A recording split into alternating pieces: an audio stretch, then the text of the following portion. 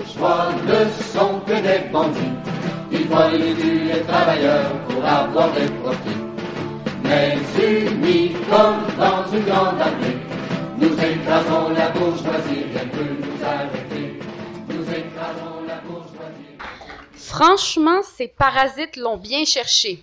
Ce sont les paroles issues du manifeste de Luigi Mangione, le présumé tueur du PDG de la compagnie d'assurance United Healthcare. Et la réponse de l'establishment politique américain à l'assassinat est possiblement une des meilleures blagues qu'on a eues en 2024. Ils nous ont dit en chœur que la violence politique n'a pas sa place dans notre société. Dans l'hypocrite langage orwellien des puissants de ce monde, on doit comprendre que la guerre que sème l'impérialisme américain aux quatre coins du globe depuis des décennies n'est pas de la violence politique. Le génocide à Gaza, pleinement soutenu par le gouvernement américain, n'est pas de la violence politique. Mais malheureusement pour nos dirigeants moralisateurs, la classe ouvrière n'est pas aussi dupe qu'ils pourraient le penser. À une certaine époque, le meurtre d'un PDG aurait pu attirer la sympathie populaire envers la victime.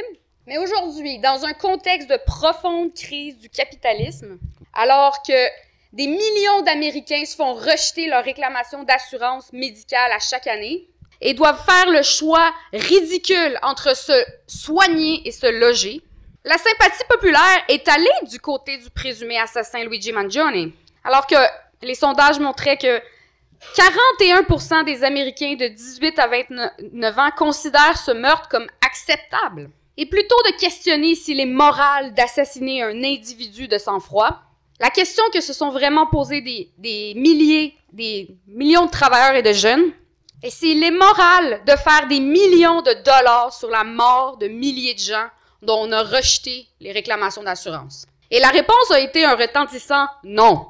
Ce qu'on voit, c'est que les choses changent, la réalité change, le capitalisme change, la lutte des classes évolue, et avec ça, la morale aussi. Dans les périodes d'essor du capitalisme, comme à la fin du 19e siècle et durant l'exceptionnel boom d'après-guerre, les 30 Glorieuses, la classe dirigeante dans les pays capitalistes avancés a réussi à acheter la paix des classes en faisant des concessions à la classe ouvrière. Et donc, pendant un temps, les antagonismes entre les classes ont semblé, en apparence, s'adoucir et la démocratie se renforcer. C'était l'époque du grand parlementarisme avec ses normes, ses principes démocratiques, et avec ça, des normes de vie en société, des règles élémentaires de morale, avec ce qu'on appelle en bon québécois le gros bon sens. Mais éventuellement, la prospérité va laisser place à la crise, et peu à peu, le mirage de la démocratie et de la paix des classes va s'effriter, ce qui va affecter aussi la morale de la classe dirigeante. Léon Trotsky a déjà dit, et je cite, « En règle générale, on peut dire que plus la lutte des classes est vive et intense, plus la crise sociale est profonde et plus le caractère acquis par la politique est intense, plus le pouvoir de l'État est concentré et impitoyable, et plus il se débarrasse ouvertement de sa moralité. » Regardez ce qu'on voit en ce moment. On a une crise de la démocratie bourgeoise, alors que l'establishment politique est plus capable de gouverner comme avant. Il est forcé de jeter par la fenêtre ses propres normes de conduite pour tenter de sauver les meubles du capitalisme. Et donc, devenant, par le fait même, extrêmement discrédités, les politiciens de l'establishment vont se faire tasser et être remplacés par des clowns sans vergogne comme Donald Trump, qui, eux, rejettent encore plus toutes les normes, conventions politiques et morales. Trotsky faisait la comparaison entre le 20e siècle et l'époque de la Renaissance, l'âge politique du rude et cruel machiavélisme. Mais il finit par dire « Aucune époque du passé n'a été aussi cruelle, aussi impitoyable, aussi cynique que la nôtre. Sur le plan politique, la moralité ne s'est pas du tout améliorée par rapport aux standards de la Renaissance et d'autres époques encore plus lointaines. » Et je pense que ça s'applique tout aussi bien pour le 21e siècle. La crise du capitalisme s'exprime aussi par une crise de la moralité. Donc, c'est ça le contexte dans lequel on discute de la morale aujourd'hui. Donc, qu'est-ce que la morale? Je pense que ce que les marxistes, on voit et on comprend, c'est que la question de la morale, c'est absolument pas une question abstraite. C'est une question qui est absolument matérielle et qui est subordonnée à la lutte des classes. On pourrait définir la morale comme l'ensemble des règles et préceptes de vie de l'action humaine.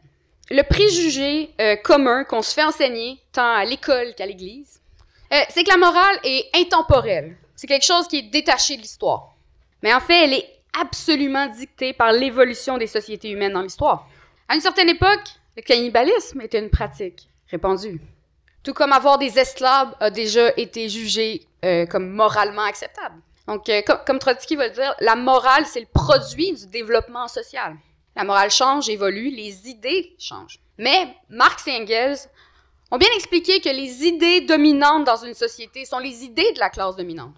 La classe dirigeante pourrait jamais maintenir son pouvoir sur l'immense majorité si elle n'avait que, pour ce faire, que la force brute.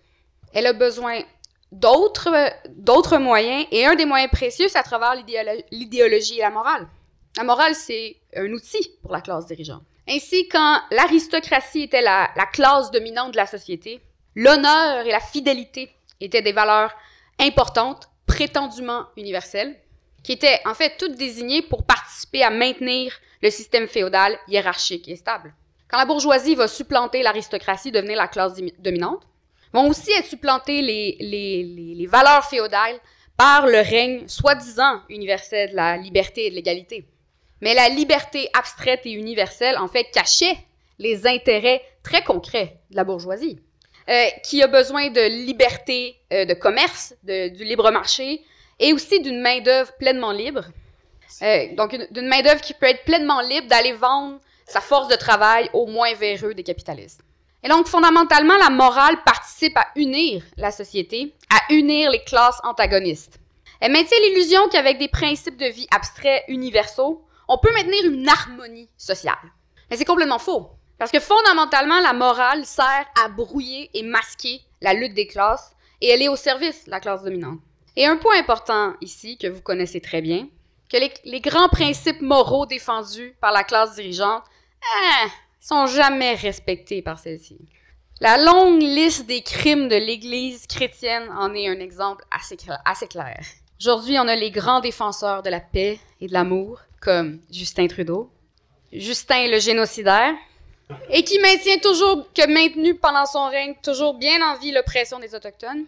Et on a aussi Genocide Joe, qui a semé la violence aux quatre coins du monde, et qui a aussi décidé, juste avant de quitter la présidence, de donner le pardon à son fils pour tous les crimes qu'il a commis. Mais quel bon chrétien qui pardonne, de manière très sélective. Si la morale, c'est un outil de la classe dominante, il faut dire que différentes factions de la bourgeoisie s'en servent pas toujours de la même manière. En ce moment, on voit de plus en plus les effets moraux du regain et de l'intensification de la lutte des classes. Je pense en général, on voit de plus en plus la colère saine des travailleurs, voire même une intransigeance très saine contre l'oppression, contre l'injustice, contre la misère qu'amène le système capitaliste.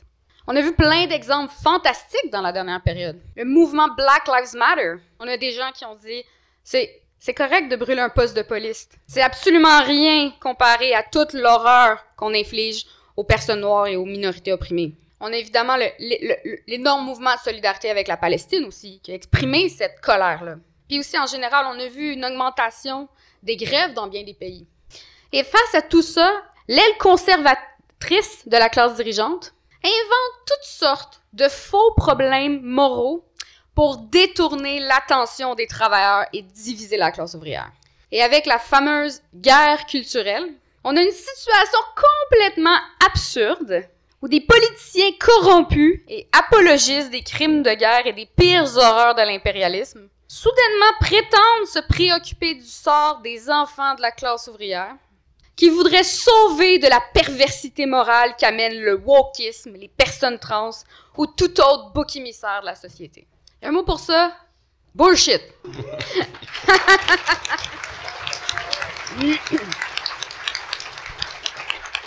Leur hypocrisie montre très clairement que c'est pas une question de guerre culturelle, mais de guerre de classe. Et de l'autre côté, l'aile libérale de la bourgeoisie est tout aussi hypocrite. J'ai mentionné Joe Biden, on a aussi Kamala Top Gun Harris, ils veulent nous montrer à quel point ils sont du côté des femmes et des minorités, et toute leur politique montre exactement le contraire. Ils n'ont rien à foutre des femmes, des minorités. Ils n'ont rien à foutre des travailleurs aux États-Unis comme ailleurs. Donc, il y a un constat, je pense, assez évident qu'on peut se tirer de tout ça. Hypocrisie et morale vont très bien ensemble. La classe dirigeante cache, masque ses crimes sous des discours de morale abstraite universelle. Et les communistes, on a un devoir important de démasquer cette duperie auprès des travailleurs à chaque fois qu'on la voit.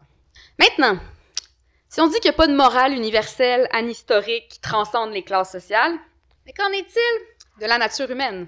Potentiellement pas d'arguments, je pense, autant répandus qu'on entend dans les ventes de journaux, qu'on entend dans les manifestations. Il n'y a pas d'arguments, je pense, autant répandus, en fait, contre le communisme, ou presque. C'est l'idée que, en fait, que le socialisme serait pas possible à cause de la fameuse nature humaine, soi-disant mauvaise, égoïste, individualiste de l'être humain. Bien entendu, cette thèse passe sous silence les comportements d'altruisme et de don de soi qu'on voit partout autour de nous. Mais c'est vrai qu'on vit dans une société qui encourage les comportements égoïstes, individualistes. Mais la société capitaliste, c'est seulement en fait la pointe de l'iceberg du développement humain. Les humains sont pas égoïstes depuis le début de l'humanité. Au contraire, la coopération et l'entraide ont été dominantes dans la quasi-totalité de notre histoire. Parce que les humains d'alors étaient... en fait, c'est pas parce que les humains d'alors étaient moralement supérieurs, mais parce que dans les sociétés de chasseurs-cueilleurs, ou dans ce qu'on appelle le fameux communisme primitif, il n'y avait pas le choix de coopérer pour survivre.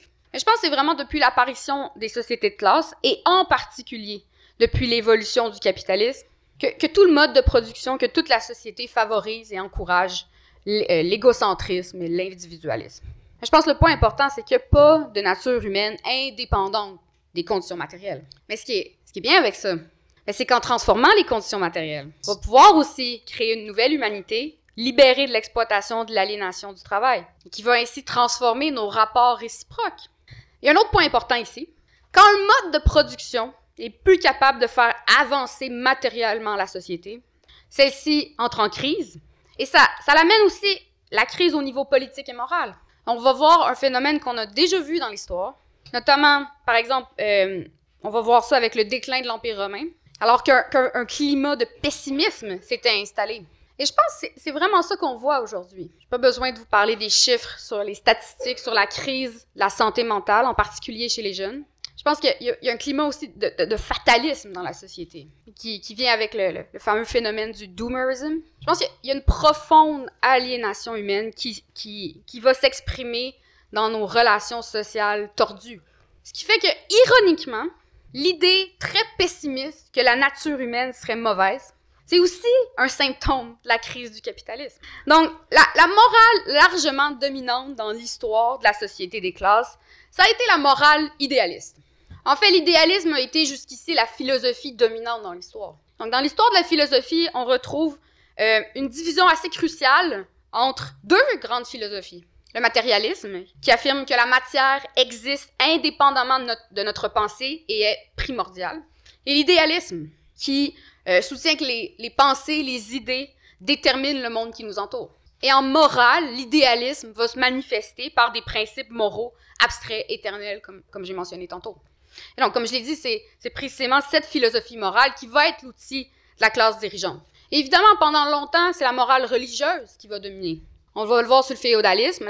L'Église va être le principal propriétaire foncier un peu partout en Europe, et qui va dominer toute la sphère de la vie des masses. Et encore aujourd'hui, la religion est omniprésente dans bien des pays et a encore un certain impact ici aussi. Mais il faut quand même voir, en fait, qu'il va y avoir un énorme changement quand même avec les révolutions bourgeoises. On va le voir en particulier au 18e siècle, au siècle des Lumières, alors que les conditions matérielles et scientifiques vont participer à raviver le matérialisme. Et il y a un énorme pas en avant qui va être fait pour la pensée humaine et qui va se refléter dans la philosophie morale. Dieu et les anciens dogmes vont être rejetés. Et à bien des égards, Marx et Engels, qui étaient d'abord et avant tout des philosophes, sont les héritiers de cette pensée progressiste des Lumières. Mais il va rester un problème avec cette philosophie. Pourquoi? Parce que malgré les efforts pour ancrer la morale, la rationalité humaine entrer la morale dans la rationalité humaine, pardon, ça va rester tout de même abstrait et anhistorique comme les dogmes religieux. Donc, ce ne sera pas vraiment utile et applicable. Peut-être que vous ne savez pas exactement à quoi je fais référence. Donc, je propose de vous parler possiblement des deux plus grands courants de la philosophie morale bourgeoise, que vous avez peut-être étudié à l'école, au Québec, au cégep, c'est un passage obligé. Le kantisme et l'utilitarisme. Donc, le kantisme d'Emmanuel Kant va développer une morale du devoir avec son fameux principe de l'impératif catégorique, qui nous dit que pour qu'une action soit moralement bonne, il faut nous demander si notre maxime d'action est universalisable. Bon, c'est pas très compliqué. Avant de faire quelque chose, il faut que je me demande qu'est-ce qui va arriver si tout le monde faisait comme moi? Est-ce que ça serait bon ou mauvais? Par exemple, Kant va nous donner, va nous dire en fait qu'un monde où tout le monde mentirait, tout le monde mentait, les si mangent les raies. Un monde où si tout le monde mentait, alors si tout le monde mentait, ça serait absolument complètement chaotique, ça serait absolument mauvais. Alors, personne ne devrait jamais mentir. Bon, je sais qu'il y a des gens qui disent qu'ils mentent jamais. Ouais. Non, tout le monde ment, des petits mensonges. La réalité, c'est qu'on n'a rien à envier à Pinocchio. Mais aussi, le plus important, est-ce que c'est vraiment souhaitable, en fait? Est-ce que ça serait vraiment mieux un monde où on ne mentait jamais? Non. Combien de gens ont été sauvés de l'Holocauste parce qu'on a des courageux travailleurs qui ont décidé de les cacher et qui ont menti à la police allemande? Et aussi, si des travailleurs organisent une grève illégale et que le patron demande d'avoir des infos sur le plan de grève, alors les travailleurs seraient obligés de dire la vérité au patron parce que mentir, c'est immoral. C'est complètement ridicule. Et donc, cette recherche d'absolus moraux détachés de la réalité concrète, non seulement on peut pas respecter ça, mais aussi, c'est pas souhaitable pour la classe ouvrière. Il y aurait beaucoup de choses à dire sur ça, mais évidemment, le temps file. J'ai mentionné le kantisme, mais l'autre grand courant, l'utilitarisme. C'est une morale qu'on dit qui est conséquentialiste, essentiellement qui se préoccupe des conséquences d'une action. Donc, la finalité d'une action. C'est l'idée aussi de la fin qui justifie les moyens. On peut dire que c'est une morale plus flexible que la morale de Kant. Et c'est basé sur le principe de la recherche du plus grand bonheur pour le plus grand nombre. Je pense que vous pouvez deviner, ça reste quand même très abstrait. C'est quoi ça, le bonheur du plus grand nombre? Tout le monde connaît le fameux dilemme du tramway. Ou du moins, vous avez tous vu les mimes. Donc, vous chauffez un train, vous devez nécessairement choisir entre deux voies, et il y a des gens couchés par terre sur les deux tracts. Donc, d'un côté, il y a une personne attachée à terre. De l'autre côté, il y en a 5. Selon l'utilitarisme, c'est très simple. C'est pas très compliqué. Vous sauvez les 5 personnes parce que c'est le plus grand bonheur du plus grand nombre. Mais qui sont ces personnes? L'utilitarisme ne pose pas la question. Il regarde les humains comme une question de nombre, s'intéresse pas aux qualités de ces humains-là, ne cherche pas à savoir si c'est un enfant ou un nazi. Et donc, encore une fois, une morale qui reste complètement divorcée de la réalité matérielle et de la lutte des classes. Donc, complètement inutile comme théorie pour fonder notre action morale. En fait, avec l'utilitarisme, on peut justifier pas mal n'importe quoi. Si réduire 10% de la population en esclavage apporte énormément de bonheur aux 90% restants, alors l'esclavage serait moral. Parce que la fin justifie les moyens. Et c'est une morale, je pense que vous voyez, que peut invoquer sans aucun problème la classe dirigeante. Regardez en ce moment toute la frénésie de la classe dirigeante autour de la question de l'immigration. Ah, mais là, on n'a pas le choix, il faut limiter l'immigration. On utilise cette rhétorique-là pour nous dire, oui, mais c'est pour pas qu'on enlève les conditions matérielles aux travailleurs. Donc, vous voyez, on n'est pas très loin de ce genre de rhétorique-là. Puis aussi, avec cette philosophie-là, c'est on arrête la réflexion là où elle devrait commencer. Parce que la vraie question, c'est pas de savoir si la fin justifie les moyens. Évidemment, les marxistes, on est d'accord que la fin justifie les moyens. Mais de quelle fin on parle? Est-ce qu'on veut la continuation du capitalisme ou son renversement? Et ça change toute la donne. Donc, même si la morale a été dépouillée de son caractère proprement religieux, avec la philosophie bourgeoise et l'époque des Lumières, elle va demeurer encore prisonnière de l'idéalisme. Mais on va voir la révolution que va accomplir le matérialisme dialectique, la méthode marxiste, en ancrant la morale dans la réalité matérielle. On peut dire que le marxisme, c'est vraiment l'aboutissement de la philosophie, et par le fait même de la philosophie morale. Et donc, c'est quoi la morale matérialiste du marxisme? Donc d'abord, la morale idéaliste part de principes moraux abstraits pour dicter l'action morale. Nous, on part de l'étude de la réalité concrète pour ensuite dicter nos principes moraux concrets. Quand on analyse l'histoire de manière scientifique et réaliser le vrai bonheur du plus grand nombre. Et c'est là qu'est vraiment la fin morale pour les marxistes. Donc, c'est pas la morale qui dicte la réalité, qui détermine la réalité, c'est la réalité qui détermine notre morale. Et justement, quand on étudie l'histoire, ce qu'on voit, c'est le rôle révolutionnaire de la classe ouvrière. Et si on défend les intérêts du prolétariat, c'est pas parce qu'on a une vision idyllique, romantique des travailleurs. C'est à cause de son rôle et de son nombre. Donc, la classe ouvrière est dans une position unique pour paralyser l'économie et renverser l'ordre capitaliste. Ainsi, en elle réside tout le potentiel d'une société future, sans classe, une société libérée du joug de l'exploitation. Et en fait, il faut dire que la classe ouvrière a déjà une morale. Même si la morale bourgeoise dominante domine et influence les travailleurs, mais dans les périodes d'intenses luttes de classe, on voit une autre moralité à côté de ça. Quand les travailleurs sont en grève, les grands principes de solidarité humaine abstraits sont complètement balayés et remplacés par une solidarité ouvrière concrète et avec ça, une haine du patronat. On peut dire qu'il y a une espèce de moralité des piquets de grève qui est beaucoup plus forte et ressentie que tous les grands principes moraux parce qu'elle a un contenu de classe clair. C'est important que la classe ouvrière ait sa morale. Il faut lutter pour que la classe ouvrière ait sa propre moralité concrète à elle. Et comme de la même manière qu'elle doit avoir sa propre politique de classe indépendante de la bourgeoisie. Tout ça va ensemble. Mais on peut aussi dire que la morale marxiste, c'est un peu le sommet, en fait, de cette moralité-là. Donc, comme je disais, la fin morale, pour nous, réside dans la révolution socialiste mondiale.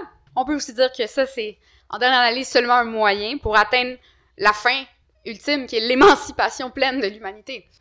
Donc, comme la classe ouvrière est l'agent révolutionnaire, de là découle qu'est morale une action.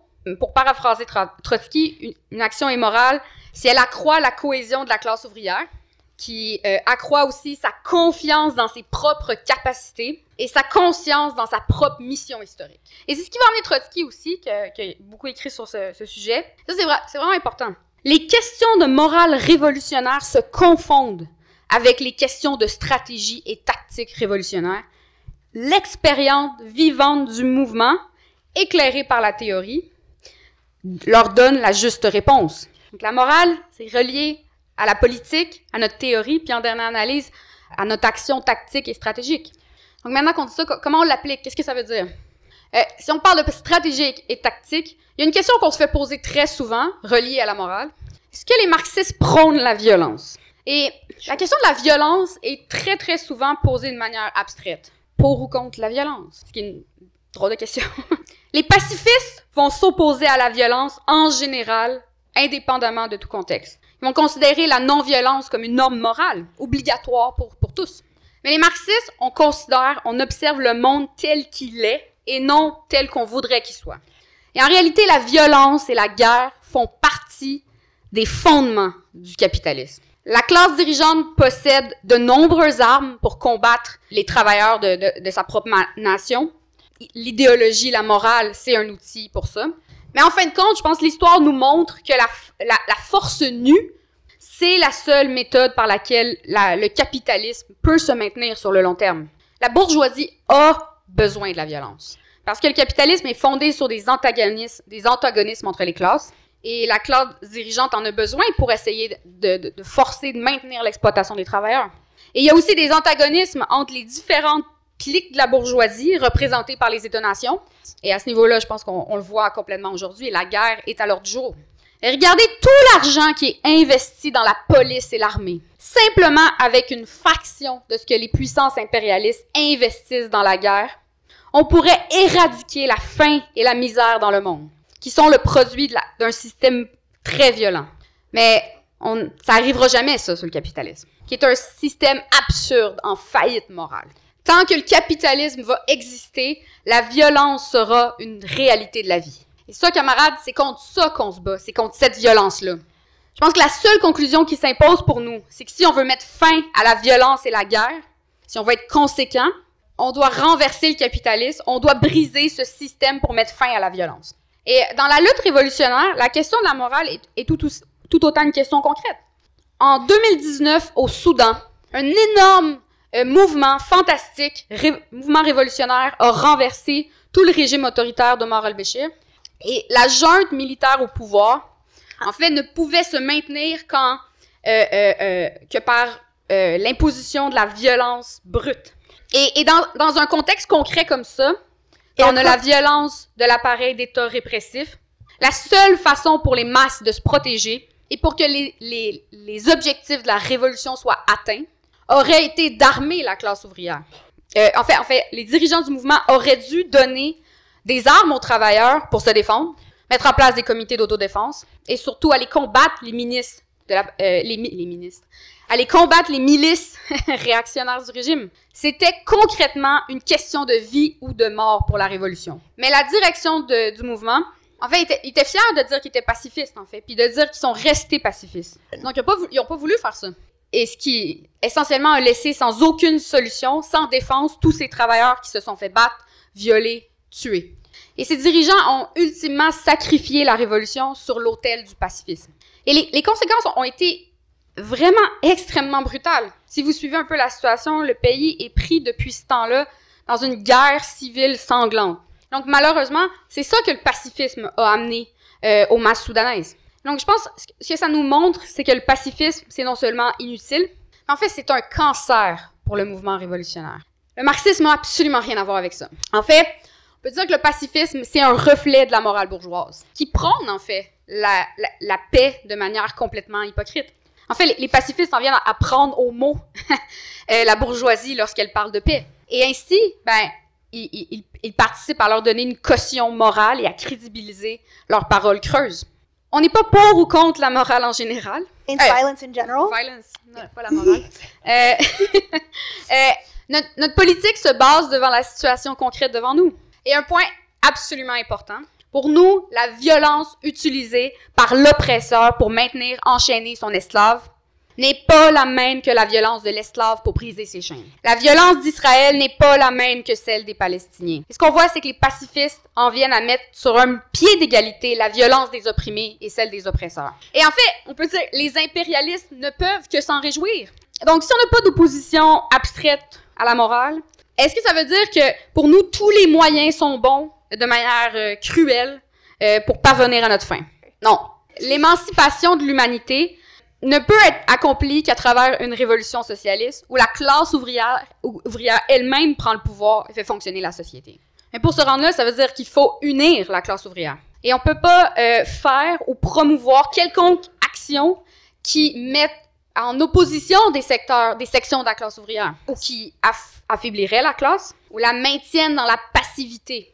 Donc, les seules tactiques qui participent à rendre la classe ouvrière consciente de son rôle dans le changement de la société doivent être utilisées pour nous.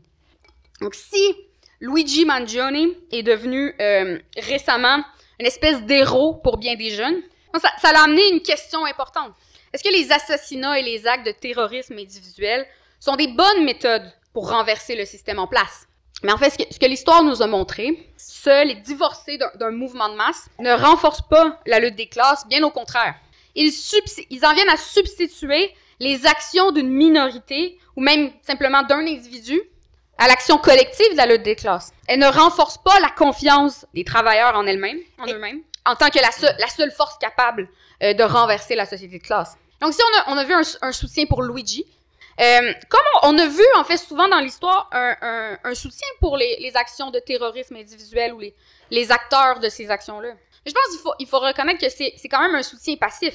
Et ce genre d'action, de tactique, ça envoie comme message aux travailleurs, en fait, qui devraient s'appuyer sur des espèces de super-héros pour lutter à leur place. Et c'est exactement le message opposé qu'on veut envoyer. Et en plus de ça, ces méthodes tendent à renforcer l'appareil répressif de l'État, qui va utiliser les méthodes les plus dures pour faire face à ces soi-disant terroristes. Ces méthodes en réalité ne font que renforcer la violence bourgeoise. Et c'est en réalité ça qu'on a vu en Russie à la fin du 19e siècle. C'est notre article central dans le journal de ce mois-ci. Les assassinats politiques de ceux qu'on appelait les naroniques, plutôt que de participer à renverser le régime tsariste, vont aider à le renforcer parce que ça va donner un prétexte pour l'État d'augmenter la répression sur tous les fronts. Il y aurait beaucoup à dire sur ça, mais évidemment, on n'a pas tout le temps. Le point ici, c'est que pour nous, c'est pas une question de morale abstraite, mais d'efficacité stratégique. Mais aussi, c'est une question qui est relative au contexte.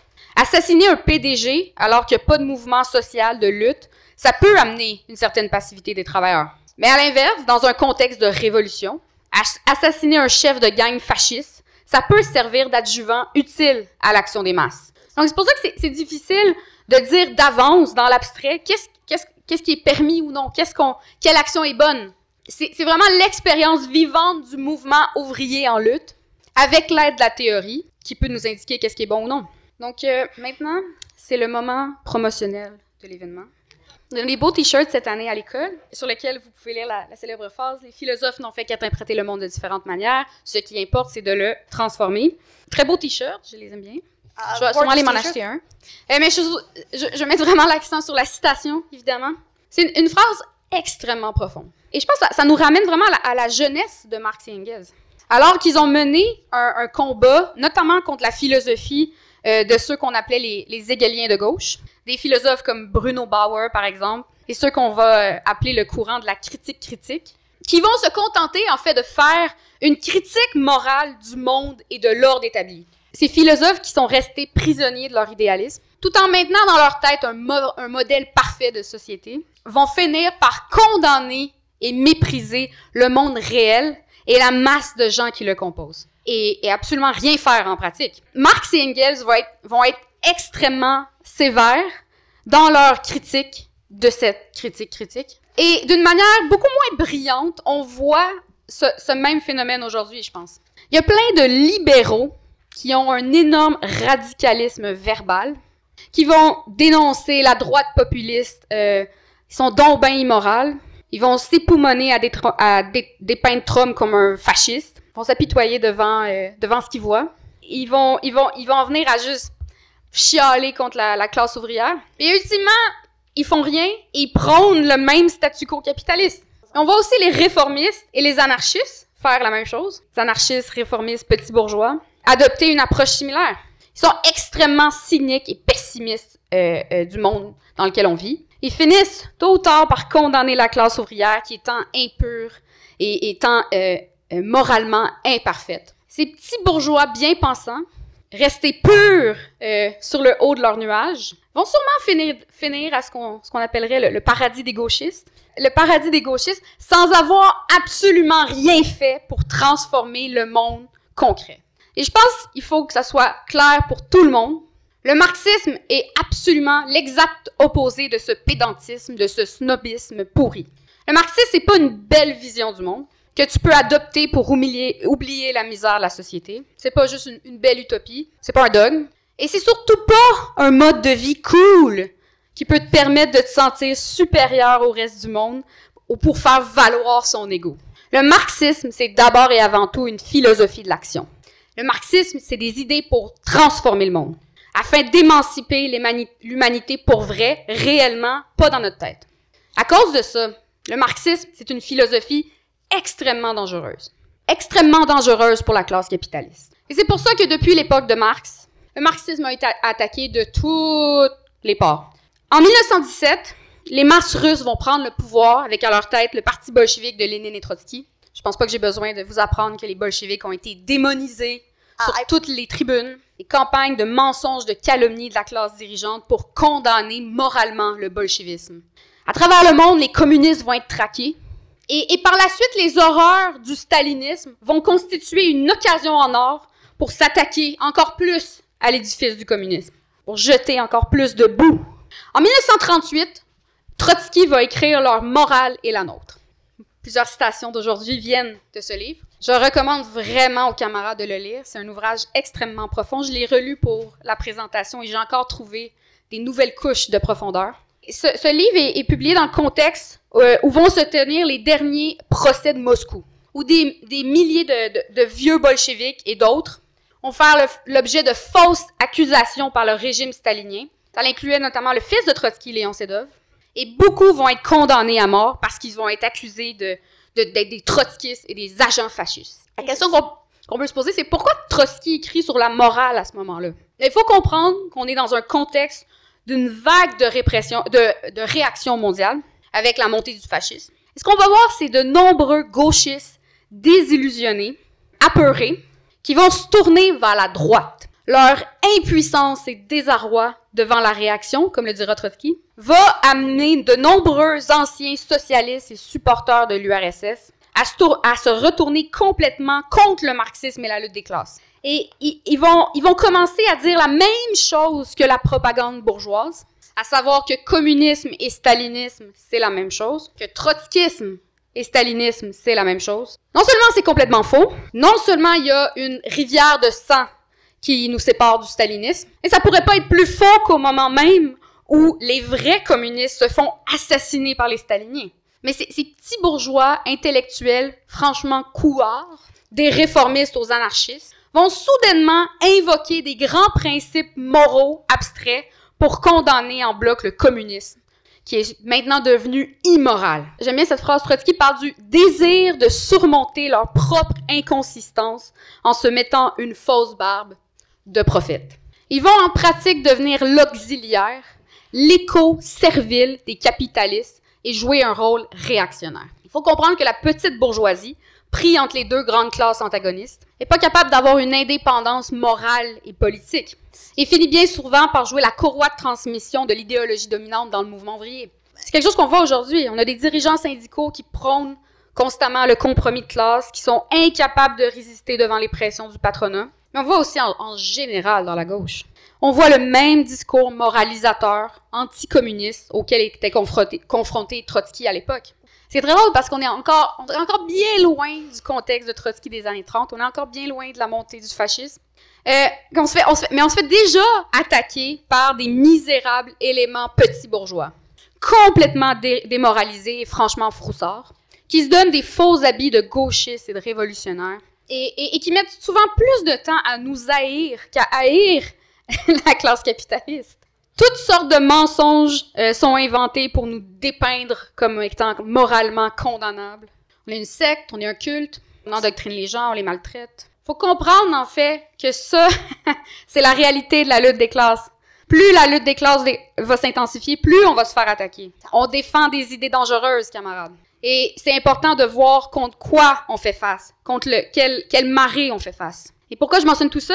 Parce que c'est vraiment, vraiment crucial que les communistes, on reste impassibles, qu'on résiste devant les idées des classes étrangères et qu'on garde notre propre morale, notre morale révolutionnaire. Et c'est ça que Trotsky amène dans son livre. Il dit « Le marxiste révolutionnaire ne saurait aborder sa tâche historique sans avoir rompu moralement avec l'opinion publique de la bourgeoisie et ses agents au sein du prolétariat. » La lutte des classes, c'est aussi une lutte idéologique. On doit défendre une morale révolutionnaire dans le mouvement.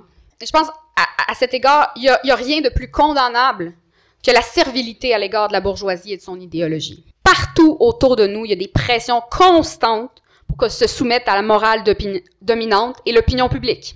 Partout, on se fait dire qu'on ne devrait pas faire ci, qu'on ne devrait pas faire ça. On ne devrait pas vendre notre journal, on ne devrait pas chercher à recruter, et bien sûr, on ne devrait pas chercher à demander de l'argent. En fait, on ne devrait rien faire qui dérange. On ne devrait pas dénoncer les horreurs du capitalisme trop fort, et surtout pas s'organiser professionnellement pour renverser le système. Après tout, on vit dans une société civilisée, pacifiste. Il y a des normes de savoir-vivre. La réalité, c'est que partout autour de nous, on veut nous faire taire. On ne devrait pas défendre telle idée, c'est pas populaire, c'est pas acceptable. Et maintenant, les attaques de Trump et la frénésie chauviniste de la classe dirigeante au Québec et au Canada. Avec ça, on va voir des pressions encore plus grandes, des pressions morales, idéologiques, sociales peser sur nous. Plus la lutte des classes va s'intensifier, plus les pressions vont être grandes. Regardez, un claquement de doigts, déjà, les directions syndicales et la gauche a complètement capitulé au discours nationaliste au Canada. Ça en est même pathétique. Mais nous, on a absolument un devoir de garder nos principes internationalistes. On a le devoir de défendre les intérêts de la classe ouvrière et de faire fi de l'opinion de la classe dirigeante et de la gauche petite bourgeoise. Ce pourquoi on se bat, c'est trop important. Et on peut dire que notre force morale, c'est un pilier du communisme. C'est très difficile, des fois, de résister quand on est seul. C'est pour ça qu'on doit absolument construire le Parti révolutionnaire et qu'on doit tout faire pour protéger l'organisation et ses idées des pressions de la société capitaliste. Le PCR doit devenir un bouclier contre ces pressions-là. Ce qui m'amène à ma conclusion.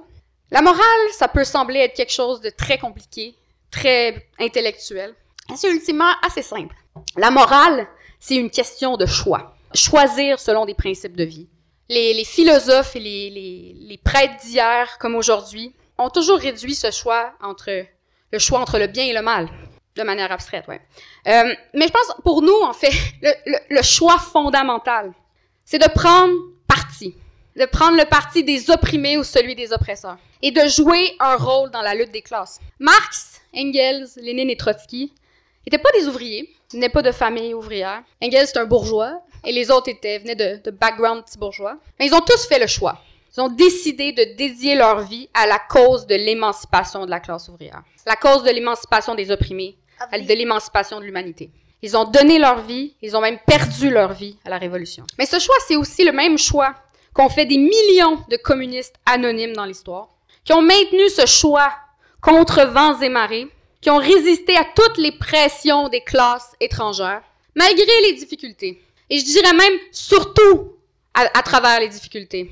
Et c'est le même choix qu'ont fait des millions de révolutionnaires des sociétés passées. Et c'est cette même voie, ce même choix qui se présente devant nous. Le chemin est ouvert devant nous, camarades. Ça va être difficile, mais c'est justement parce que c'est difficile que chacun d'entre nous doit faire ce choix consciemment. Pour finir cette présentation, je pense que je ne peux pas m'empêcher de laisser la parole à Trotsky, qui nous dit « Il n'y a jamais eu sur Terre de tâche plus grandiose.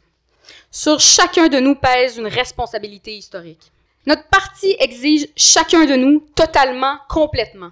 Que les Philistins aillent dans le vide à la recherche de leur propre personnalité. Pour un révolutionnaire, se donner entièrement à son parti, c'est se trouver soi-même. Oui, notre parti prend entièrement chacun de nous, mais en échange, il nous donne la joie la plus haute, la conscience de participer à la construction d'un avenir meilleur, de porter sur nos épaules une parcelle du destin de l'humanité et de ne pas vivre notre vie en vain. Merci. Thank you.